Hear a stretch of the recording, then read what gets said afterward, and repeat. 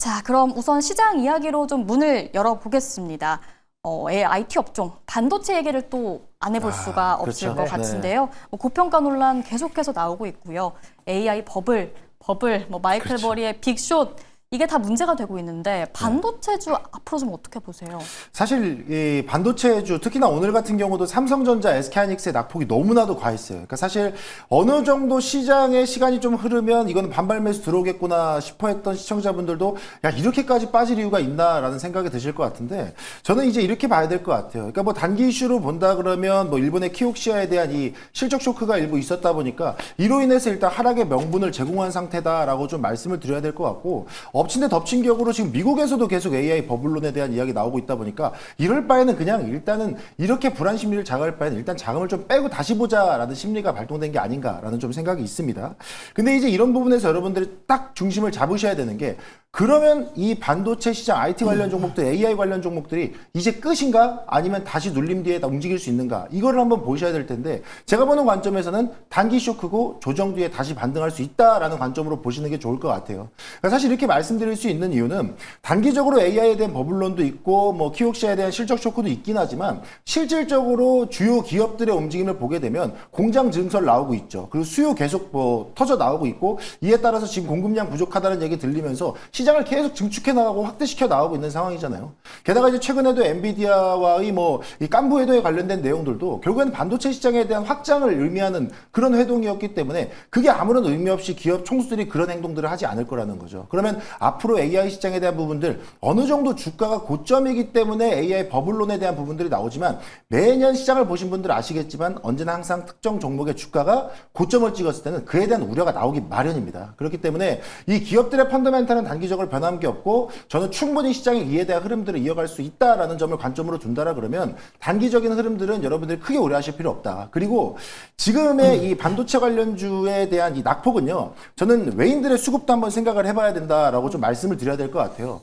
아시겠지만 1440원, 1450원대까지 환율이 올라갈 때 그때 제가 방송 이 용어상박 때도 말씀드렸던 게 뭐였냐면 여러분들 그런데도 외국인들이 반도체를 삽니다. 왜 살까요? 원화자산의 가치에 환차손이 발생해서 이 가치가 떨어질 텐데 왜 살까요? 라면서 제가 힌트 드렸던 게 삼성전자와 SK하이닉스한테 기대하는 기대 수익률이 환차손보다 크기 때문입니다. 라고 말씀을 드렸어요. 근데 지금 보시면 아시겠지만 코스피 4200선 그리고 SK하이닉스와 삼성전자도 고점이었다 보니까 그 상황 속에서 환율이 계속 올라요. 그럼 외인들이 어떻게 반응해야 돼요? 환차손에 대비하기 위한 물량이 나올 수밖에 없는 구간이죠. 그래서 저는 지금 반도체에 대한 펀더멘탈을 흔들렸다기보다는 이 외국인들의 자금의 수급이 이제는 조금 포트를 재조정하는 구간이 아닐까라는 생각이 있기 때문에 단기적으로는 반도체 관련주에 대한 흐름들을 여러분들이 조금 더 시간 갖고 이 조정 국면을 좀 오히려 즐기셔라라는 말씀을 드려야 될 것 같고요. 자, 그럼 반도체의 조정을 즐겨야 된다? 그러면 나는 그 조정 기간 동안 뭘 해야 됩니까? 라고 물어보신다라 그러면 저는 단기적으로는 바이오도 집중해 보셔도 좋을 것 같고 또는 오늘 팩트시트 관련된 내용들 나왔잖아요. 아마 지금도 뭐 수시로 나올 거예요. 뭐 팩트시트 관련해서 해석 분분할 거고요. 어디가 수혜를 입을 것이다, 뭐 할 것이다. 뭐 오늘 같은 경우는 조선주가 빠르게 반응을 했잖아요. 그렇다 보니까 지금 입장에서는 반도체에서 비반도체 종목으로에 대한 이 수급의 순환매가 이루어지고 있는 상황이다 보니까 이 반도체의 조정은 여러분들 관심 종목 창에다 넣어놓고 지켜보시고 나머지 바이오라든가 조선이라든가 이런 팩트시트에 대한 수혜가 기대되는 종목들을 트레이딩 하시는 게 어떨까. 그래서 단기적으로는 그런 종목들 한번 좀 챙겨보셔라 말씀드리겠습니다.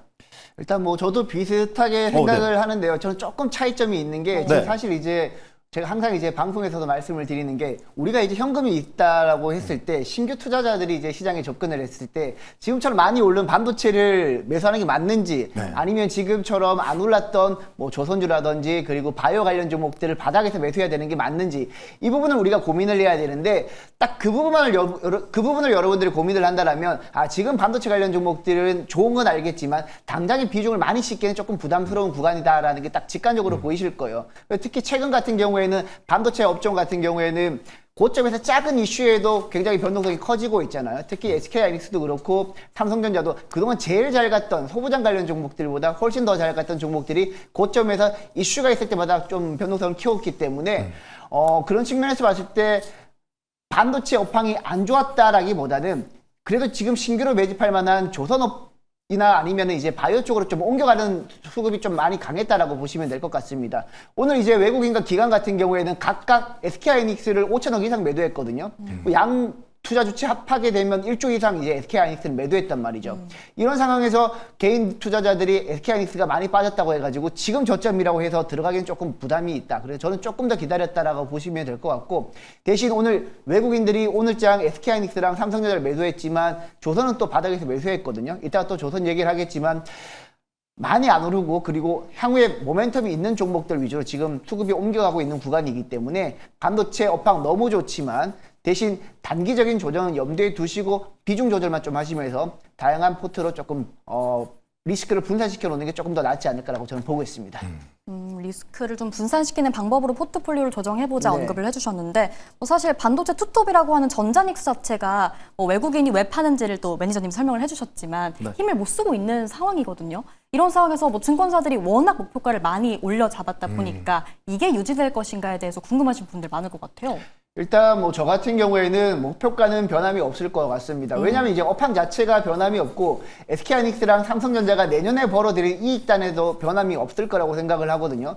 저는 이제 반도체 업황이 피크아웃 얘기를 하고 있지만 피크아웃은 전혀 아니라고 생각을 합니다. 왜냐하면 제가 생각하는 피크아웃은 글로벌 하이퍼스케일러들이 캐펙스 투자를 줄여나가는 시점, 그때가 피크아웃이라고 생각을 하는데, 지금 뭐 메타가 채권 발행을 통해서라도 지금 적극적으로 투자를 하고 있는 와중에 피크아웃 논하기에는 조금 이르다라고 생각을 하고 있습니다. 그래서 저는 뭐 SK하이닉스랑 삼성전자 내년에 이 굉장히 좋을 거라고 생각하고 있고, 특히 HBM4 같은 경우에는 SK하이닉스가 HBM3 12단보다 가격을 50% 인상한다라고 했거든요. 원래는 그거보다 되게 적게 인상할 거라고 예상을 하고 있었는데 50% 인상한다라고 했을 때 SK하이닉스의 마진율은 훼손되기가 좀 어렵지 않을까, 그런 측면에서 봤을 때 이익이 훼손되지 않기 때문에 목표 주가도 그대로 유지가 될 거다라고 저는 보고 있습니다. 네, 알겠습니다. 전자닉스도 목표가 유지가 될 거다 함께 정리를 해주셨고요. 자, 다음 이야기, 또 앞서 언급이 됐었던 이 팩트시트에 대한 이야기를 해봐야 될 것 같습니다. 오늘 장에서 나름 호재라고 할 법한 이슈였는데 뭐 장도 워낙 안 좋았고요. 이미 나왔었던 이야기였습니다. 네. 이 문서에 나와 있는 업종들 수혜를 받을 수 있을까요, 지금? 저는 무조건 수혜 받을 수 있다고 생각이 들어요. 그러니까 사실 오늘 시장의 흐름에서 사실 종목들의 반응이 빠르게 나오지 못한 건 저도 아쉬웠죠. 저는 이제 항상 말씀드리지만 팩트시트에 대한 내용들에서 수혜주를 찾기가 너무나도 좋은 시장이거든요. 근데 지금 오늘 시장 같은 경우에는 어제 이제 이 만기일에 대한 옵션의 변동도 좀 일부 있었고, 그에 대한 물량들을 빼는 과정이다 보니까 지금 당장 빠르게 매수가 들어가지 못할 수도 있는 상황이었다라는 거. 그러니까 어쨌든 시장 대외적인 환경이 오늘에 대한 매수세를 좀 끌어내기 어려웠다라는 말씀 좀 드려야 될 것 같고, 게다가 팩트시트 관련된 내용들이 나오긴 했어요. 그리고 장 후반부에 나오면서 그에 대한 해석이 분분하긴 했습니다. 그래서 일단은 우리가 가장 기대하던 거, 항상 귀에 박혀있던 마스가, 그러니까 조선 관련된 종목들만 일단 반응을 했단 말이죠. 근데 저도 이제 이 방송 여러분들 사주팔자보러 만나러 오기 전에 팩트시트 관련된 내용들을 분석을 쫙 다 해보니까 생각보다 조선업에 대한 호재도 깊을 것 같고, 관세에 대한 호재도 깊을 것 같고, 원전도 깊을 것 같고, 사실 들여다볼 수 있는 재료들이 너무나도 많더라고요. 그래서 저는 앞으로 시장이 주말간에 이에 대한 부분들을 다시 한번 재점검하고, 그 재점검한 종목들 사이에서, 섹터 사이에서 다음 주부터 차츰차츰 순환 매장세 이뤄내면서 좀 수혜가 반영되지 않을까라는 생각을 하고 있고요. 그리고 저는 항상 시장을 말씀드릴 때 그런 말씀을 드려요. 실적이 잘 나왔는데요, 종목이 안 움직입니다. 시차 때문에 그래요. 항상 시장은요, 바로 반응하지 않습니다. 그게 개인들을 떨게 만들고 개인들이 쉬게끔 만들려는 전략이에요. 그렇기 때문에 이 현 시점에서도 이 팩트시트에 대한 내용들이 저는 충분히 시차를 두고 반영할 수 있다라는 관점으로 보시면 좋을 것 같고, 그럼 어떤 쪽에 집중해야 되느냐라고 물어보신다라 그러면 당연히 조선 이야기를 좀 해드릴 수밖에 없을 것 같고요. 조선 같은 경우에도 앞서 뭐 조금 설명을 드리긴 했습니다만은 트럼프 대통령 자체가 미국 조선업을 위대하게 하기 위해서는 한국이 필요하다라고까지 이야기를 대놓고 해버렸다 보니까 지금 이 시점에서는 조선에 대한 영향이 조금 더 크게 부각되지 않을까라고 생각을 하고 있기 때문에 관련 종목도 다음 주부터 계속 한번 좀 주시해 보셔라 말씀드리겠습니다. 네, 그럼 또 백인엽 매니저님의 이야기도 들어봐야 할 것 같은데요. 아까도 조선주 쪽으로 리스크 분산을 해보자라고 하셨는데 네. 그럼 쭉 간다고 보시나요?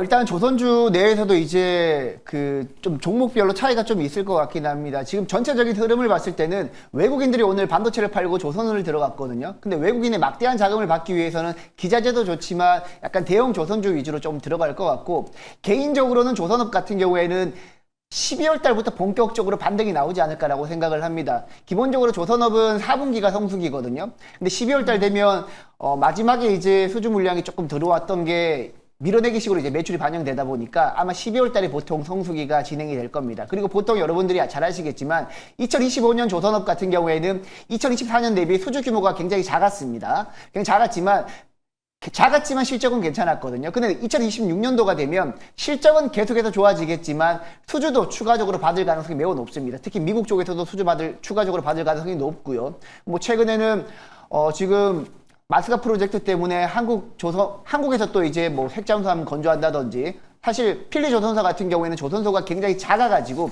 거기서 건조하기는 굉장히 어렵단 말이죠. 그래서 한국에서 조선을 이제 건조하게 되면 아무래도 마진율도 좋아질 거고, 우리 국내 입장에서는 또 인건비도 많이 감소되기 때문에 조선업 같은 경우에는 12월 달부터 본격적으로 또 매출이 더 늘어날 거고, 그리고 내년에는 수주랑 그리고 실적까지 같이 반영이 되기 때문에 영업이익률도 좋아지고 수주도 들어오면 당연히 12월 달부터는 조선업 관련 종목들이 대형주 위주로 조금 더 움직이지 않을까라고 보고 있습니다. 12월부터 조선주가 달린다 말씀을 해주셨는데 그중에서 탑픽이 있다면요? 네, 저는 뭐 탑픽이라고 하면 이제 HD 현대그룹 쪽 보고 있고요. 그 중에서도 이제 HD 현대중공업을 보고 있습니다. HD 현대중공업을 보고 있는 이유는 제가 봤을 때는 HD 현대그룹 중에서는 HD 현대중공업이랑 HD 현대미포 그리고 HD 한국조선해양이 있는데, HD 한국조선해양 같은 경우에는 중간 지주사 역할을 하고요. HD 현대미포랑 HD 현대중공업이랑 가장 큰 차이점은 HD 현대중공업은 조금 더 큰 선박을 건조를 하고, HD 현대미포 같은 경우에는 약간 중소형 쪽으로 건조한단 말이죠. 그런 측면에서 봤을 때 뭐 추후에 뭐 핵잠수함이라든지 뭐 그 외 대형 뭐 컨테이너선이라든지 뭐 천연가스선이라든지 그런 걸 전반적으로 HD 현대중공업이 조금 더 수혜를 받을 수 있다라고 보시면 돼요. 그리고 3분기 실적을 딱 봤을 때 하나그룹보다는 HD 현대그룹이 전분기 전년동기 대비 실적이 업사이드가 좀 많이 컸거든요. 그런 측면에서 봤을 때 아마 내년도에도 HD 현대중공업이 조금 더 좋지 않을까라고 보고 있습니다.